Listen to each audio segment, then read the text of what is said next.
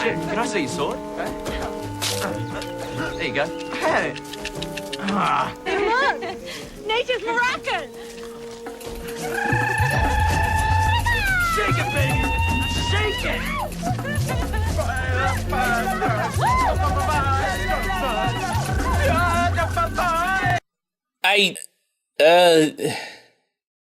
I have no words. Are you sure you people still want me to do this series? Okay. Welcome, my friends, to Power Rangers Mystic Force.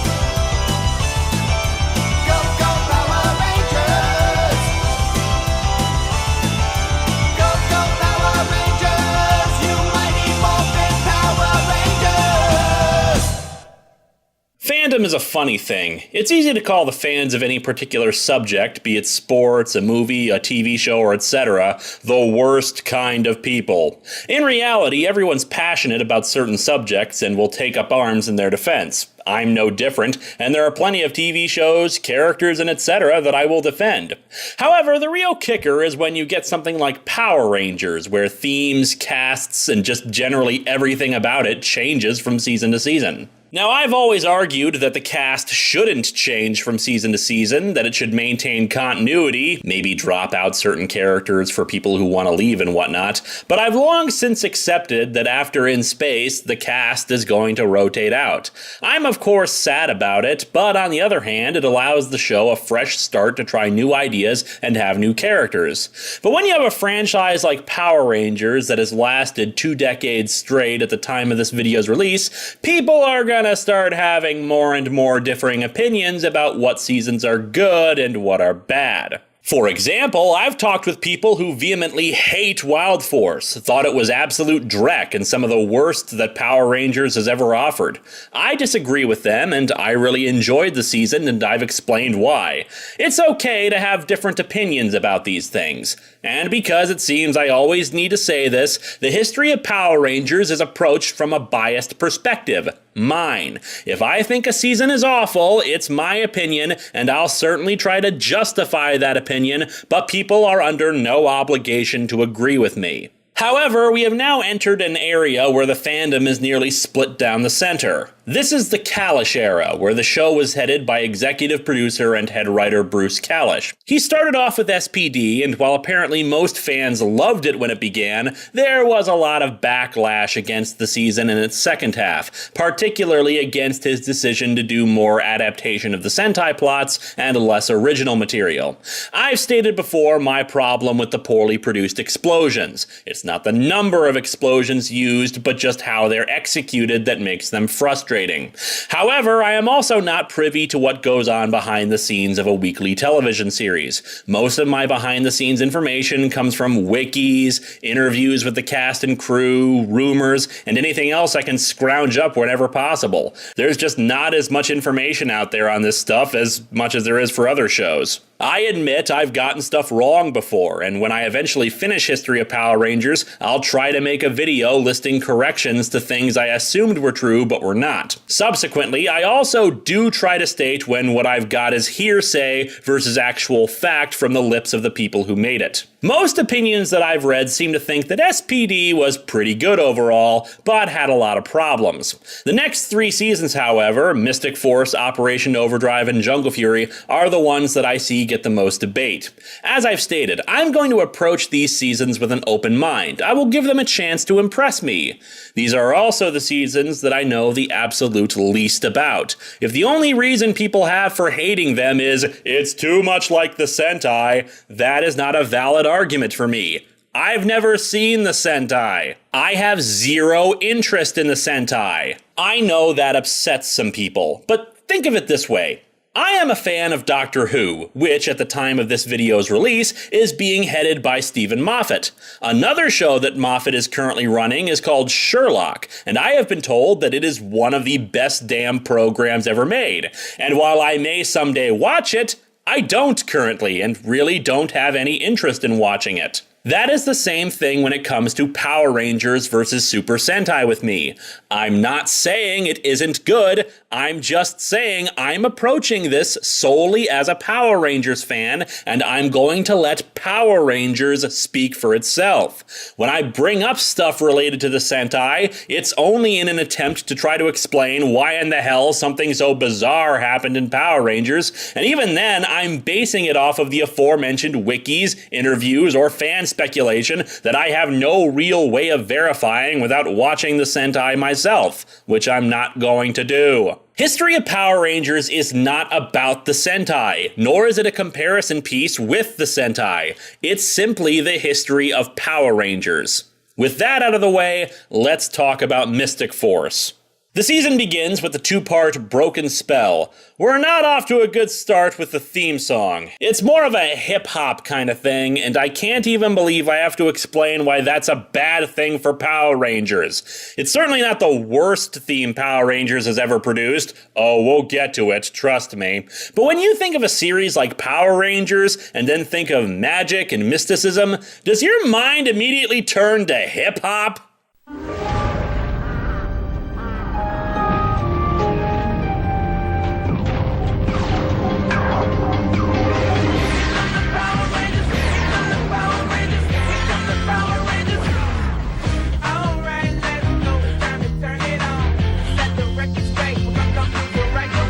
There's no energy to it, nothing there to get the viewer pumped if something awesome is gonna happen. It has a decent start for getting a mystical feel to it, but then it's immediately ruined when the guy starts singing. Ron Wasserman actually did produce 2 demos for Mystic Force, a rock version and a rap version. I contacted him and asked him for some clarification on what happened between him and the show, since I see plenty of rumors. He says that he wrote the rock theme, they loved it, but then a few days later they told him that the new producers for the show wanted something in the rap genre. He wrote it, though he admits that he knew it wasn't very good, which I agree with, and so did Disney. Since they went with another song, he announced to the fan base that they weren't going with his track, and he posted the rock version.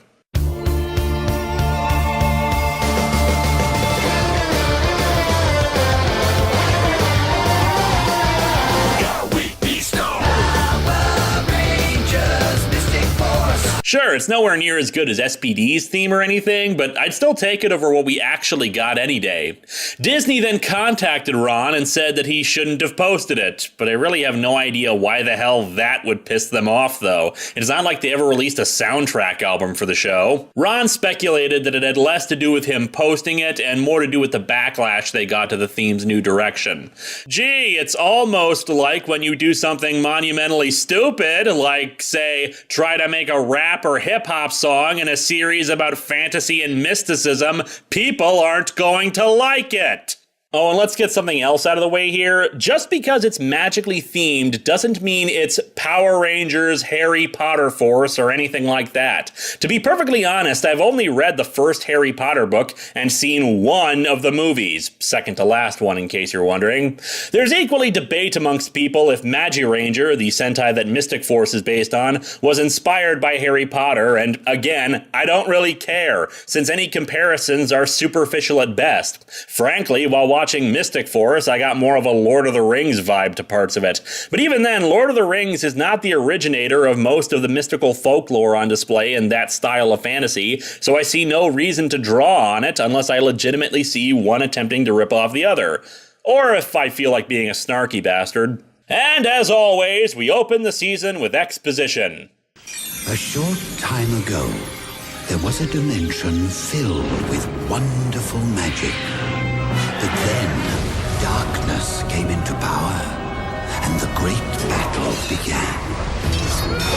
An army of the undead, led by a powerful warrior, swarmed over the land, setting their sights on the human realm. Fortunately, the dark forces were defeated by 5 wizards with attitude and driven back. The Red Wizard banished them into the underworld and sealed them behind giant gates. The human world never knew of the great battle, or the sacrifices that were made to save them from destruction. Humanity never knew how close they came to once again getting their asses handed to them. Even till this day, they live in peace. Oh, except for the demons, the mutants from the future, the evil space aliens, the orgs, and the former Power Ranger designing creatures based on dinosaur DNA because science. We first meet this guy on a motorcycle. So, that must be Briarwood. Yep, sure glad I said that out loud to nobody. We then cut to an MTV reality show already in progress, where this girl, Vita, is pretending to be a DJ and committing crimes against music in a rag stock. Sounds great, sis. No it doesn't. It sounds horrible. This is Maddie, no doubt gaining valuable camera techniques that will be essential for her work for the movie Cloverfield. We also meet Chip, who's having a battle with invisible demons a la Vincent van Gogh, Xander, showing off his muscles, and Toby, their boss, who was snorkeling. He berates them for not cleaning the store they all work in, and we get to see Xander be a douche by just sitting on his ass. And what are you doing? I'm glad you asked. I'm supervising. An earthquake hits, sending our motorcycle rider into a ditch and opening up the Necronomicon. Oh no. The darkness has been unleashed. We see that the gate holding the demons has opened and, oh hi Zeltrax. Actually, this is Korag the Night Wolf. More on him later. Later, the 4 Rangers see an old man babbling about how his brother was taken by some creature up the road. The creature took him into the woods. Can you imagine that, V? Him asking for someone to go into the woods? Yeah, there's like raccoons and stuff in the woods. One wonders why they don't contact the police. Oh, right, Power Rangers. Duh, sorry.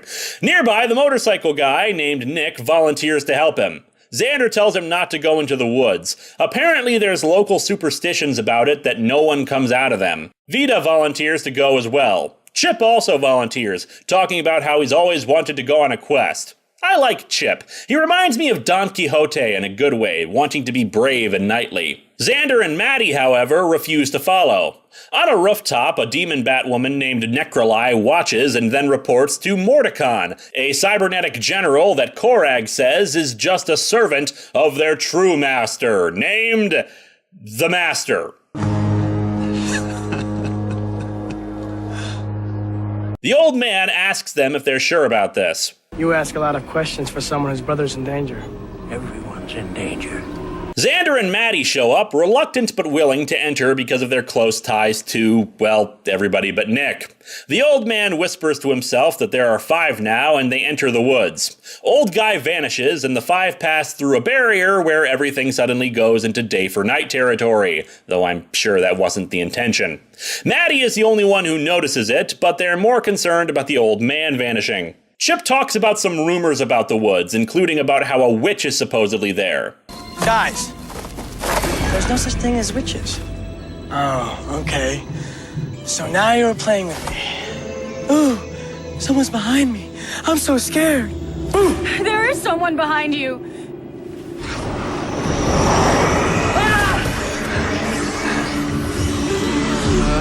Anybody want to run? Already tried, but my feet won't move. The foot soldiers surround them, but the witch casts a spell that picks up the 5 and carries them into the sky. The witch engages the foot soldiers, utilizing the power of slow-motion back explosions. They're trapped in front of a huge tree, and the witch appears, saying that they're in root core. They back away from the witch and into the mouth of a stone dragon. It takes them on an elevator up to their command center.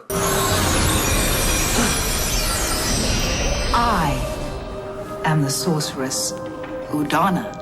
She exposits about the battle at the beginning and how the earthquake let the dark forces through again. Nick isn't buying it because, well, he's kind of an idiot. For crying out loud, you were just carried through the air to a giant tree and see a woman who displayed special effects powers. Denying it at this point is just kind of silly. Vita, while lacking musical talent, does at least have the good sense to say they should listen to what Udana has to say before they leave. Udana shows them the Xenotome, the Book of the Unknown. In it is everything we do not know. AKA the Big Book of Plot Convenience. Wait, if it contains all that they don't know, doesn't that mean that the information should instantly be erased from it afterwards, since they then know it? Udana says that the book predicts that when the dark forces rise again, 5 warriors from the human realm will rise and become champions. You are those warriors. You are the Power Rangers. Nice! She grants each of them a magic wand before a blonde woman comes running up and whispers something in her ear. Udana leaves, warning them not to go into the woods on their own. This is Claire, a sorceress in training, who will serve as our comic relief alpha for the season. The 5 leave and see a group of mystical creatures living in the woods. What happened here? Woodland Village was destroyed. Tomorrow it will be another village. The darkness destroys everything within their path until they find what they want. What are they looking for? Me. She says the dark forces will then come after them and the villagers spot them, yelling their praises as their coming protectors. However, a giant troll appears and the villagers run off. Stand back. You leave me no choice. Magical source, mystic force.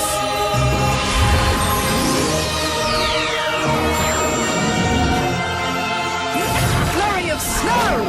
White, mystic ranger. Udana fights the troll as the foot soldiers, Hideax, attack again. But that's alright, there's a third option. Plan Xander. I'll just reason with them.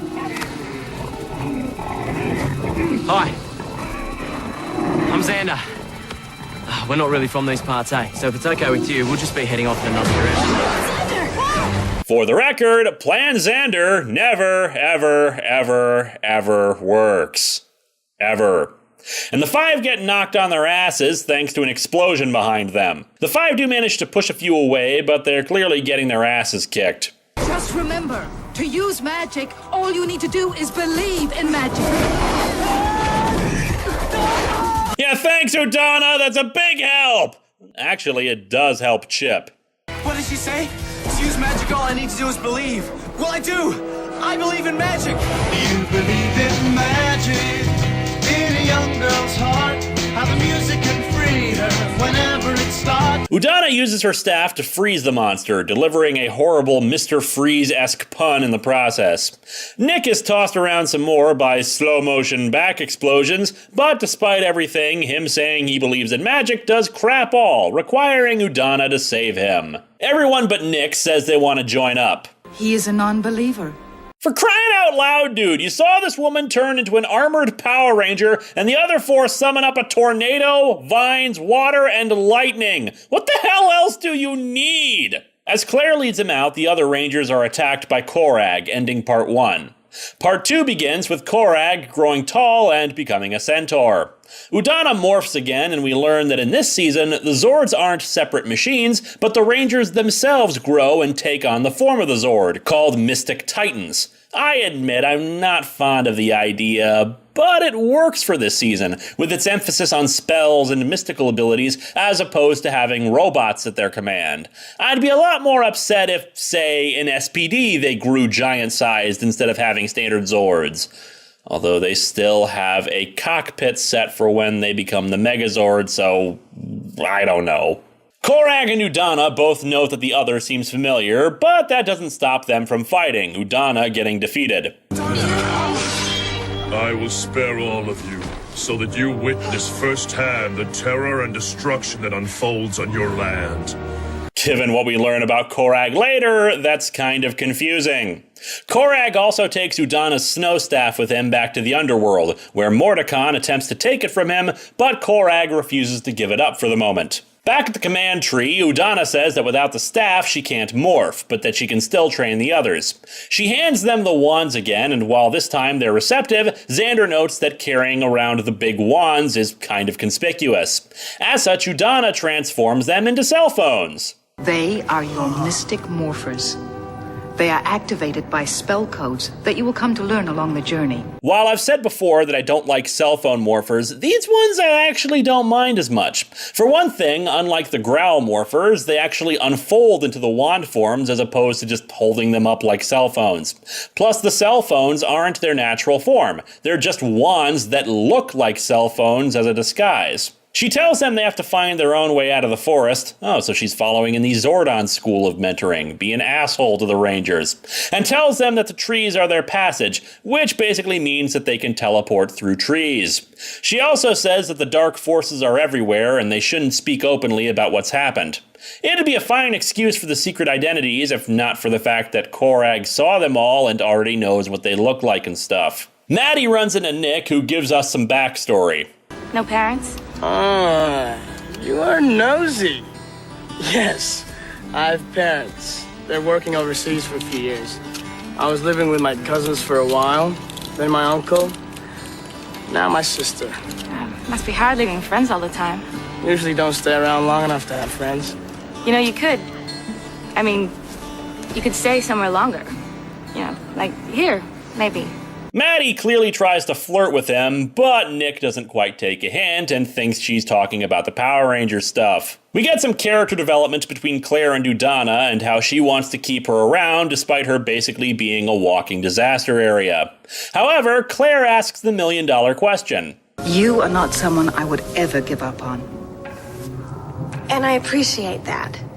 But just for reference, so when I become a powerful sorceress, I'll know. Why is it that we're giving up on Nick?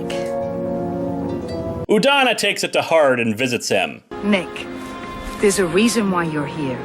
At this place. At this time. Don't run away from it. Nick refuses, thinking he's not cut out for the magic thing, but Udana says he was chosen to lead the Rangers because he was the first one to volunteer to help the old man. The other Rangers run off to face a disturbance in the woods, and Udana leaves Nick to contemplate what she said. The Rangers emerge in the forest and are now wearing uniforms and cloaks. The four engage the Hidiacs, and while they do better than they did in their original fights, they're still new to this and decide to morph.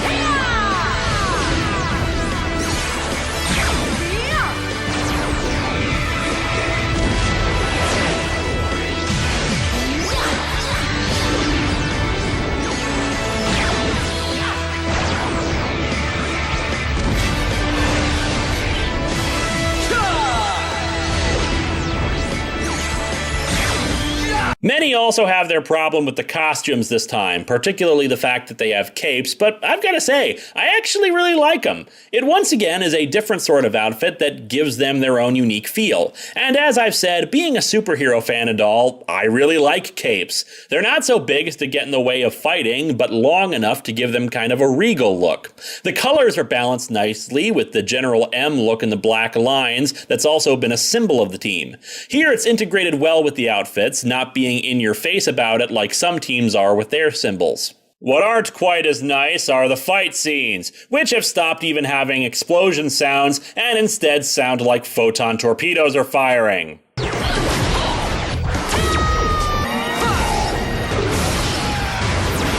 With the power of special effects, they defeat the Hidiacs, and Korag reappears to challenge them. Nick gets a vision of the others getting beaten up and changes his mind, riding in on his motorcycle and knocking Korag back in a damn impressive stunt. Utilizing magic, Nick blasts Korag away and he magically gets his morpher. He morphs and promptly deals with some more Hidiacs. With the evil forces defeated, they all pledge their allegiance to Spider-Man and Korag retreats.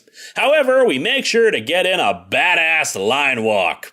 And we get the end of the episode with them using their awesome magical gifts to clean the store up. Overall, Broken Spell is a solid start to the season. It's paced well, the Rangers come off as pretty likable, and it serves as a good introduction to the concepts of the series. It does have its failings, primarily in how really stupid the I believe in magic thing is.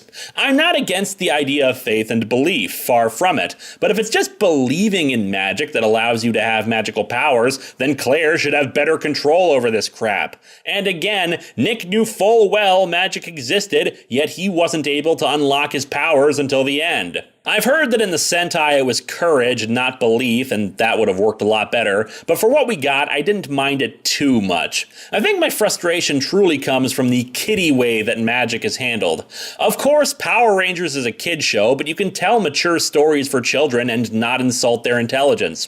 For example, there is a difference between believing in something and knowing something. For these Rangers, they have grown up in an environment of facts and science. They know that what their senses tell them is reality. Belief, on the other hand, is a concept meant for something that isn't provable. However, the magics on display here should mean that they accept magic as fact, not as a belief. That would have been more interesting, that it's not enough to know that magic exists, but rather you have to believe in the potential power of magic and in the faith that there's something greater at work than just magic as a provable fact. Again, the difference between knowing and believing, but that's never brought up. Simply that they must believe in magic.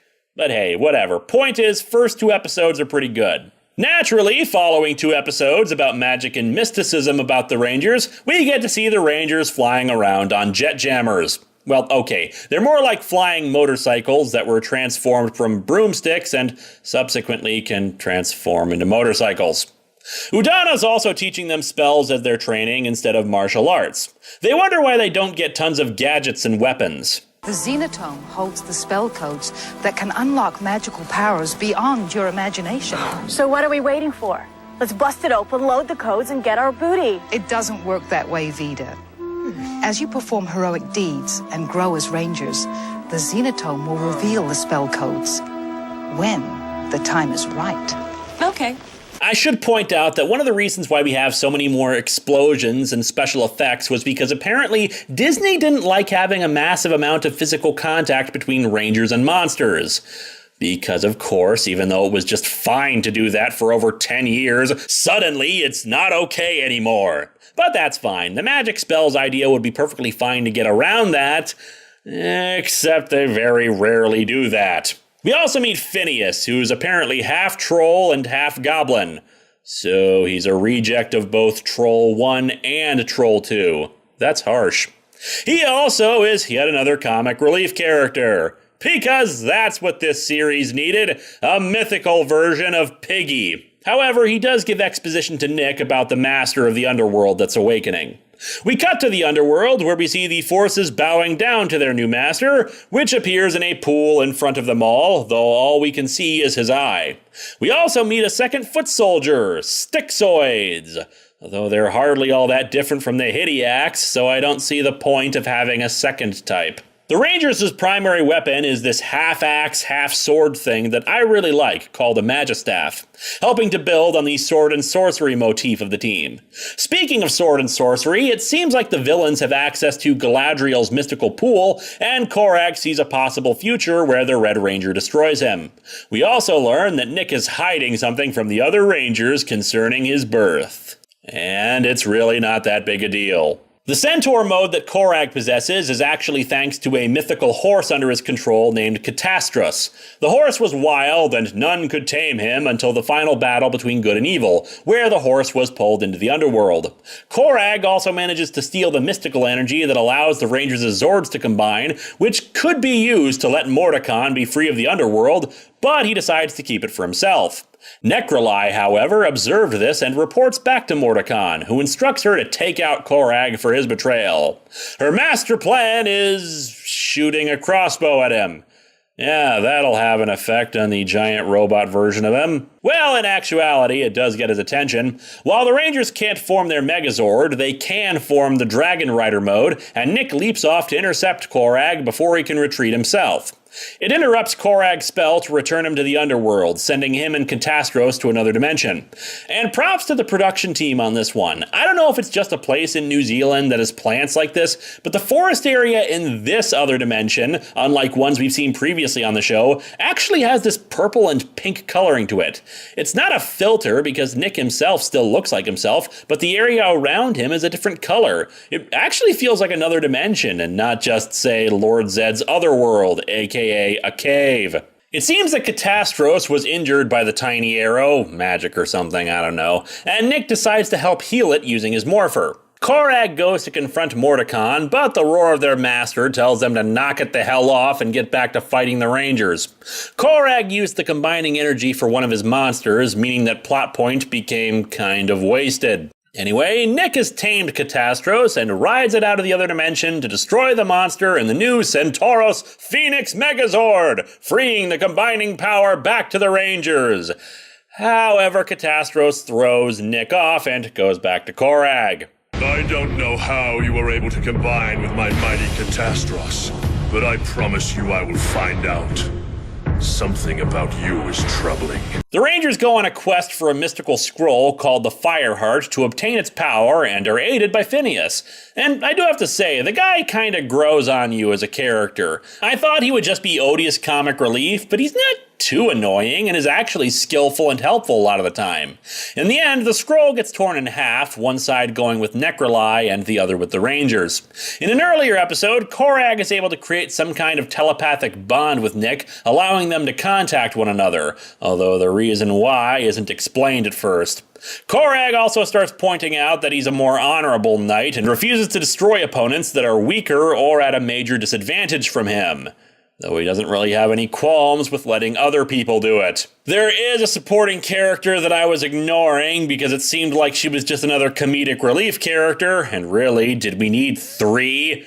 But it turns out I was wrong. Her name is Lily, and for the first few episodes, she pursues Nick and tries to get into his pants, even to the point of trying to get him fired from the music store in the hopes that he'll have more free time. However, a revelation comes at the end of the two-parter Stranger Within. The episode itself is a highlight of the season, with a very old-school Power Rangers plot.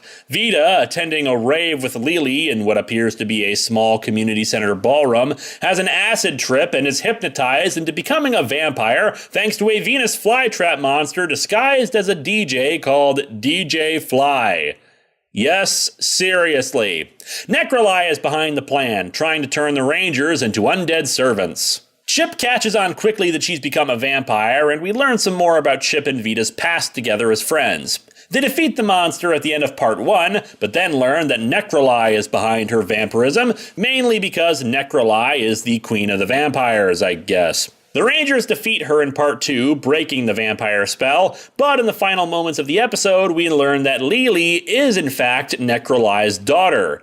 While I just gave an overall summary of the plot, I actually really recommend this episode. The acting is pretty good, the plot has those cheesy, ridiculous things that I love about the start of a Power Rangers plot, but is contrasted with genuine human moments, good drama, and good twists. That's the thing to remember. Yes, the series can have outrageous, bizarre occasions, but it still needs to be coupled with exciting action and good dialogue, which this two-parter has in abundance. Chip realizes that they can figure out the Fireheart scroll by putting their half up to a mirror, since it's split clean down the middle, and they discover a mountain on it that should hold the location of the Fireheart. Xander and Vita go to the mountain and retrieve it, a chest with an egg inside.